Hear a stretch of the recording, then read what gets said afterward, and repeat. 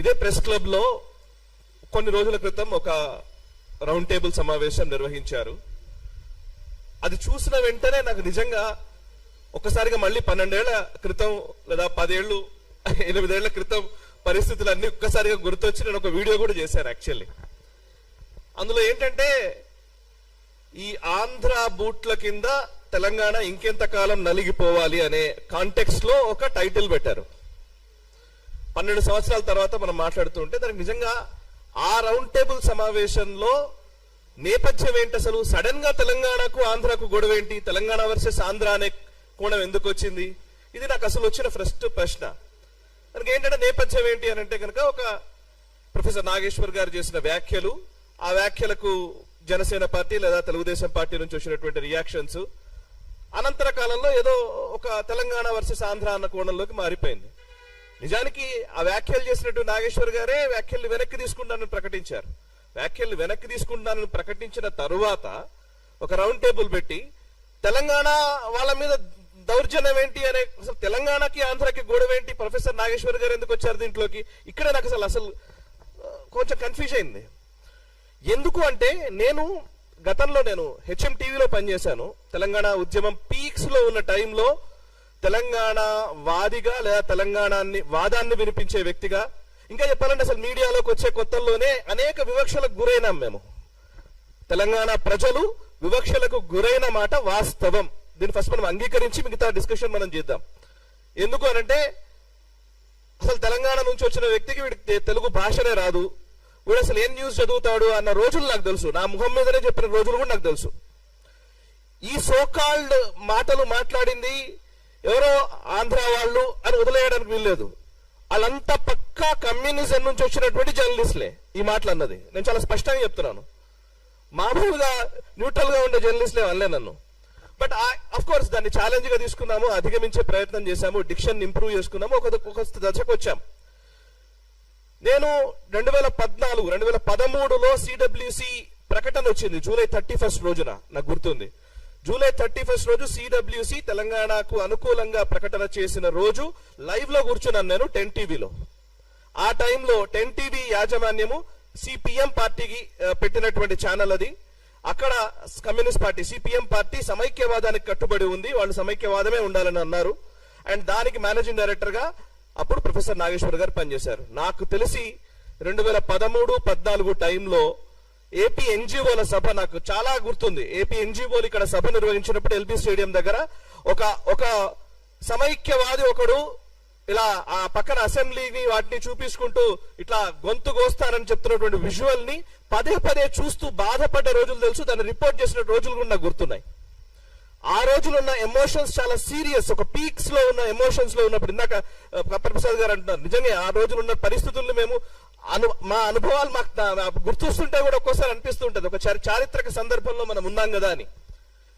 ఆ టైంలో ఓవైపు కేసీఆర్ సభ వస్తున్నా, ఓవైపు తెలంగాణ సభలు ప్రొఫెసర్ కోదండరామ్ గారు, అప్పుడు ప్రొఫెసర్ జయశంకర్ గారు వీళ్ళు మాట్లాడుతున్నటువంటి సభల్ని తక్కువ నిడివి ఇచ్చి, ముఖ్యంగా సమైక్యవాదానికి ఎక్కువ నిడివి ఇచ్చినటువంటి ఛానల్ గా 10 టీవీకి ఆ రోజుల్లో ముద్ర ఉంది తెలంగాణ ప్రజల్లో. ఇవాళ ఏం మాట్లాడుతున్నాం మనం, తెలంగాణ వాది ఎప్పుడయ్యారైనా? నాకు ఇది అర్థం కాలే. రెండోది, తెలంగాణ వాదమే నిజంగా ఈ రోజు గొడవ కాదు. వాళ్ళ దృష్టికోణం వేరు. ఎప్పుడైనా సరే వాళ్ళు ఒక విలన్ ని తయారు చేస్తూ ఉంటారు. కమ్యూనిస్ట్ సిస్టమ్ అంతా కూడా మొదటి నుంచి మనం అబ్జర్వ్ చేస్తే ఒక విలన్ ని తయారు చేస్తారు. ఆ విలన్ ని చూపించి మొత్తం ఆటంతా ఆడుతూ ఉంటారు. వాళ్లకు విలన్ ఎవరు అని అంటే గనక మొదటి నుంచి కూడా వాళ్ళు కొంతకాలం పాటు బ్రిటిషర్ల దౌర్జన్యాలన్నింటినీ వైట్ వాష్ చేయడం కోసం హిట్లర్ అయిన తోని తీసుకొచ్చి పెట్టారు. హిట్లర్ ను మించిన మారణ హోమం సృష్టించిన వ్యక్తి నిజాం. మీరు లెక్కలేసి చూసినా కూడా హిట్లర్ ని మించి మారణ హోమం సృష్టించినటువంటి వ్యక్తి నిజాం.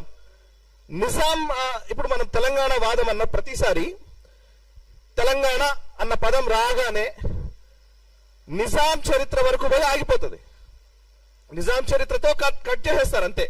ఏంటిది, నిజాం మెడలు వంచింది ఎవరు, నిజాం మీద సాయుధ పోరాటం చేశారు కమ్యూనిస్టులు, దాంతో నిజాం పక్కకు నిజాంని రజాకార్ ప్రభుత్వాన్ని దించేశారు, సర్దార్ పటేల్ గారు వచ్చారు, విలీనమా విమోచనమా, మళ్ళీ అక్కడ కన్ఫ్యూజన్ క్రియేట్ చేసి వదిలేశారు. నిజాం తెలంగాణ కాదు. నేను ఎప్పుడు పదే నా తెలంగాణ ఉద్యమ కాలం నుంచి ఇప్పటి వరకు చెప్తూ ఉన్నాను. నేను నిజాం తెలంగాణ అసలైన తెలంగాణ కాదు, కాకతీయుల తెలంగాణ అసలైన తెలంగాణ. ఈరోజు మనం మాట్లాడుతున్న ఈ నిజాం కట్టించిన ఈ పెద్ద పెద్ద బిల్డింగ్లు భవనాలు కాదు, కాకతీయుల సాంస్కృతిక వైభవం ఈరోజు తెలంగాణ తీసుకోవాలి. ఇది నా మొదటి వెర్షన్. ఎందుకు అంటున్నానంటే, మీరు అబ్జర్వ్ చేస్తే నేను 2001 ఆ టైంలో, నేను ఇంటర్మీడియట్ ఆ టైంలో హైదరాబాద్కి వచ్చాను. హైదరాబాద్కి వచ్చిన కొత్తల్లో నాకు తెలిసి ఇక్కడ ఉన్న వాళ్ళందరి అనుభవంలోనే ఉంటుంది. నాకు తెలిసి ఇక్కడ ఎక్కువ హిందీలోనే మాట్లాడేది, మొత్తం ఉర్దూలోనే మాట్లాడుతూ ఉండేది. బస్సుల్లో కూడా పాసులు తీసుకుంటే పాసులలో కూడా హిందీ ఉంటేనే ఇక్కడ బతకగలుగుతాం అనే భావన ఉండేది. నాకు తెలిసి ఎప్పుడైతే ఐటీ బూమ్ మొదలైందో, కొంత ఆంధ్ర వాళ్ళ ఇక్కడికి రావడం మొదలు పెట్టారో, అప్పుడే మనకు కొంచెం తెలుగులో మాట్లాడడం అలవాటు అవుతూ వచ్చింది. 2003, 2004 తర్వాత నుంచే తెలుగులో ఎక్కువ మాట్లాడడం. హైదరాబాద్ బేసికల్లీ అంటే ఏంటంటే, ఇదంతా ఒక ఇస్లామిక్ కల్చర్ గా దీన్ని చూపించే ప్రయత్నం. నేను ఎప్పుడు అంటూ ఉంటాను, ఉస్మానియా బిస్కెట్ లో నా సంస్కృతి ఎందుకు అవుతుంది? ఉస్మానియా బిస్కెట్ లో ఇరానీ ఛాయ్నో నా తెలంగాణ సంస్కృతి ఎందుకు అవుతుంది? అయితే గీతే సర్వపిండి నా సంస్కృతి అవుతుంది. కానీ ఈ మాట నేను పదే పదే, అంటే ఏంటంటే, కావాలని ఒక ఇస్లామిక్ వాదనని తెలంగాణలో జొప్పించి అదే తెలంగాణ అనే కోణంలోకి దాన్ని తీసుకొచ్చి నిజాం చాలా గొప్పవాడని కీర్తించినటువంటి నా దాఖలాలు కూడా మనకు తెలుసు. ఇప్పుడు ఇక్కడ జరుగుతున్న ఈ వివాదం అంతా కూడా, ఈ తెలంగాణ వర్సెస్ ఆంధ్ర వివాదం అంతా కూడా ఎందుకు తీసుకొస్తున్నారంటే, ఒక వ్యక్తి కోసం జరుగుతున్నది కాదు. రాబోయే రోజుల్లో జరిగే రాజకీయ పరిణామాలను ముందే ఊహించి దాన్ని జరగకుండా చేసే ఒక కుట్ర. రాబోయే రోజుల్లో తెలంగాణలో రాజకీయ సమీకరణలు మారబోతున్నాయి. ఈ మారుతున్న రాజకీయ సమీకరణాలను దృష్టిలో ఉంచుకొని ఆ వైపు అడుగులు వేయకుండా, అంటే ఒక సాంస్కృతిక జాతీయవాదం వైపు తెలంగాణ అడుగులు వేస్తోంది. తెలంగాణ గడ్డ కమ్యూనిజం ని చూసింది, సోషలిజం ని చూసింది, అనేక ఇజాల్ని చూసింది, ఈవెన్ మావోయిజం, నక్సలిజం ని కూడా చూసింది. ఇక మిగిలింది హిందూయిజం. ఈ హిందూయిజం రాకుండా ఉండాలంటే ఇవాళ తెలంగాణ వర్సెస్ ఆంధ్ర గొడవ మొదలు కావాలి. సో ఇది గొడవ మొదలైతే ఇప్పుడు ఇక్కడ హిందుత్వ, సాంస్కృతిక జాతీయవాదము లేదా జాతీయవాద భావనలు ఇది చెప్పేటువంటి భారతీయ జనతా పార్టీ లోపలికి రాదు, అండ్ దానికి అనుకూలంగా ఉండేటువంటి వ్యక్తులు లోపలికి రారు. సో కోణంలోనే ఇప్పుడు ఈ యాక్టివిటీ అంతా నడుస్తోంది.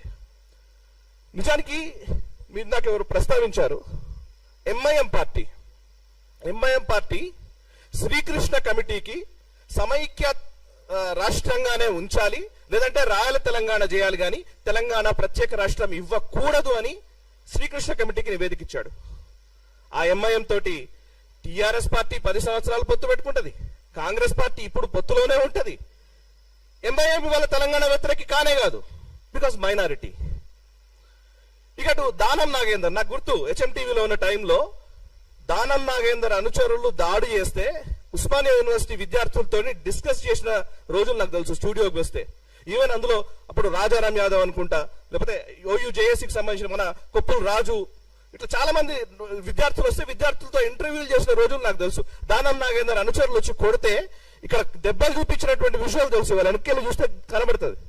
దానం నాగేందర్ 10 సంవత్సరాలు టిఆర్ఎస్ పార్టీలో ఉంటాడు, తర్వాత ఇప్పుడు కాంగ్రెస్ పార్టీలో ఉంటాడు. ఆయన తెలంగాణకు వ్యతిరేకం కాదు, రేవంత్ రెడ్డి. సో ఆయన తెలంగాణకు వ్యతిరేకం కాదు. అసలు ఏం మాట్లాడుతున్నారు వీళ్ళు? ఇంకోటి, ఇప్పుడు ఈ మధ్య కాలంలో మనం తెలంగాణ, ఈవెన్ కొండా సురేఖ మానుకోటలో, మహబూబాబాద్ అనుకుంటా, మహబూబాబాద్ లో అక్కడే కదా మానుకోటలో రైల్వే స్టేషన్ లో రాళ్ళు ఇస్తారు. అప్పుడు ఇదే హరీష్ రావు వీళ్ళందరూ పోతుంటే రిపోర్ట్ చేసినాం లైవ్ రిపోర్టింగ్ లో. సో అంటే ఆ మానుకోట విధ్వంసం మర్చిపోయారు. టిఆర్ఎస్ పార్టీలో కొండా సురేఖ జరగానే అయిపోయింది, తెలంగాణ వాదం పోయింది, అన్ని మిగతా వచ్చినాయి.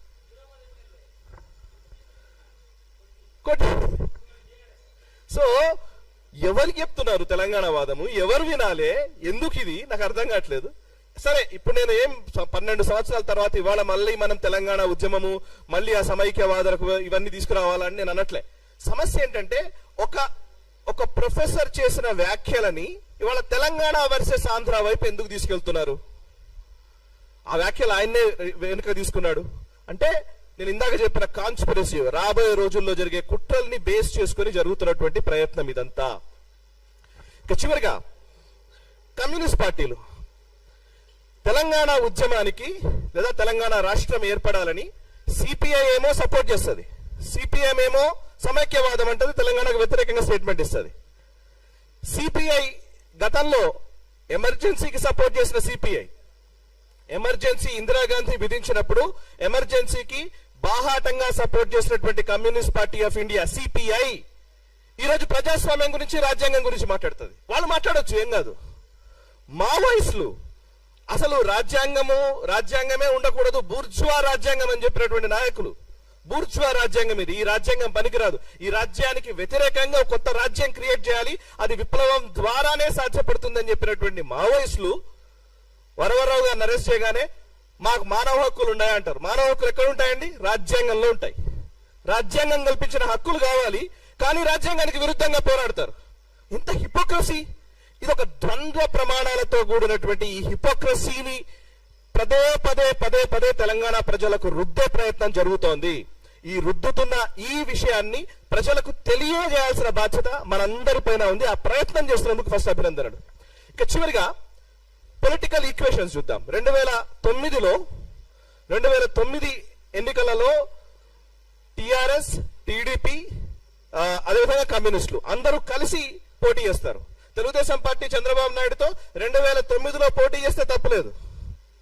2004కు వచ్చేసరికి బీజేపీతో జతగట్టేసరికి తెలుగుదేశం పార్టీ కథం అయిపోయింది, అంటరాని పార్టీ అయిపోతుంది.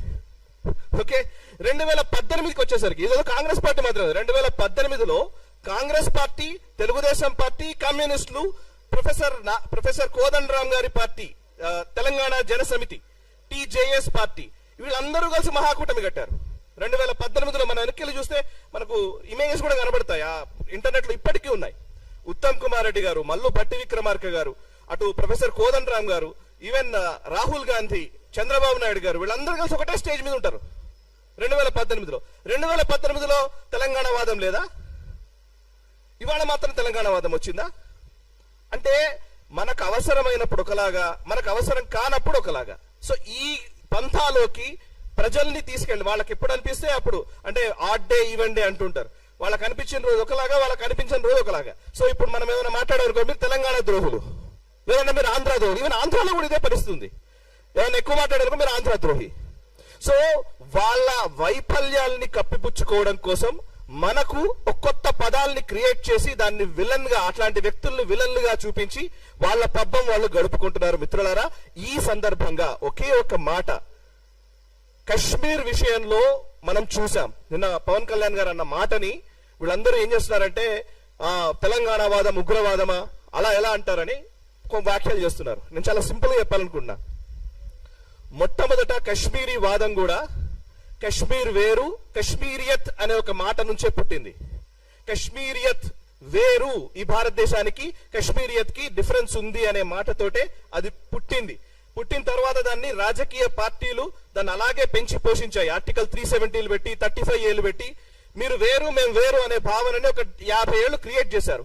1980-90లకు వచ్చేసరికి మారణ హోమం సృష్టించారు, కాశ్మీరీ హిందువుల్ని తరిమేశారు. కవిత సపోర్ట్ చేసింది. ఎస్, ఇదే కవిత కశ్మీర్ ని ఎలాగైతే మీరు భారతదేశం తీసుకుందో అట్లా తెలంగాణలో మీరు ఎక్సీడ్ చేశారన్నామే స్టేట్మెంట్ మీరా. ఓకే, సో వీళ్ళందరూ వాళ్ళకు అనిపించిన కశ్మీర్ లో కూడా ఇట్లాంటి భావనే వచ్చిన సందర్భాలు ఉన్నాయి. ఇందాక మిత్రుడు మంచి మాట చెప్పారు. మనము ఒక విషయాన్ని ఏం చేస్తారంటే, వాళ్ళకి అవసరమైనప్పుడేమో కులాన్ని తీసుకొస్తారు, అవసరం లేనప్పుడు కులాన్ని తీసుకురారు. ఫర్ ఎగ్జాంపుల్, బంగ్లాదేశ్ లో హిందువుల మీద దాడులు జరుగుతున్నాయి, పాకిస్తాన్ లో హిందువుల మీద దాడులు జరుగుతున్నాయి. అక్కడ హిందువులు అంటారు, ఎందుకంటే తెలివిగా అక్కడ నిజానికి ఈరోజు దాడులకు గురవుతుంది దళితులు, బడుగు బలహీన వర్గాలకు చెందిన వాళ్ళు చాలా మంది వాళ్ళ దాడులకు గురవుతున్నది. అక్కడ పాకిస్తాన్ వాళ్ళు అక్కడే మగ్గిపోయారు. కొంచెం అగ్ర కులాలకు చెందిన వాళ్ళు వీళ్ళు బయటకు వచ్చేసారు, అంతో ఎంతో డబ్బులు కొంత కూడగట్టుకున్నారు, ఏదో చేసి వచ్చేసారు. బట్ అక్కడ నిలిచిపోయిన వాళ్ళంతా వాళ్ళే. జోగేంద్రనాథ్ మండల్ ఉదాహరణ. జోగేంద్రనాథ్ మండల్ గారు ఇలాగే అంబేద్కర్ గారు లాగా ఆయన పాకిస్తాన్ కి సపోర్ట్ చేశారు, దళిత నాయకుడు, బంగ్లాదేశ్ కి సంబంధించి ఆయన అక్కడ వెళ్ళిన వ్యక్తి. 1950కి వచ్చేసరికి ఊచకోతలు కోయడంతో ఆయన వచ్చి మళ్ళీ కోల్కతాలో సెటిల్ అయ్యారు. సో దళితుల పైన జరుగుతున్నటువంటి దాడుల విషయం వస్తేనేమో, పాకిస్తాన్ లో మైనారిటీలు ముస్లింలు చేసే దాడులు వచ్చినప్పుడేమో హిందువులు ముస్లింలు అదొక ఇరు వర్గాల ఘర్షణ. ఇక్కడ మాత్రం అగ్రవర్ణాలు దళితులపై ఊచకోతలు. సో సెలెక్టివ్ అప్రోచ్, ఈ సెలెక్టివ్ అప్రోచ్ అప్రోచ్ తోటే ఇవాళ తెలంగాణ వర్సెస్ ఆంధ్ర అనే ఒక లేని అంశాన్ని తెరపైకి తెచ్చారు. దీన్ని మనం ముక్త కంఠంతో ఖండించాలి. భారత్ మాతాకి జై. తెలంగాణ ఉద్యమం ఏ ఒక్కరి సొత్తో కాదు. సబ్బండ వర్ణాలు ప్రతి ఒక్కళ్ళు, అంటే ఇందులో సకల జనుల సమ్మె అనే మాట పేరుకు చెప్పలే, సకల జనులు కలిసి పోరాడినటువంటి నేల ఈ తెలంగాణ. ఈ తెలంగాణ గడ్డ మీద ఎవడైనా తప్పు చేస్తే ఇక్కడనే బొంద పెడదాం, బయటోడు తప్పు చేస్తే పొలిమేరలు దాటేదాకా తరిమి కొడదామని కాళోజీ గారు చెప్పారు. ఎస్, ఆ స్ఫూర్తి వాళ్ళకి కావాలి. ఇక్కడున్నోడు తప్పు చేస్తే ఇక్కడనే బొంద పెట్టే పరిస్థితులు కూడా రావాలి. Thank you.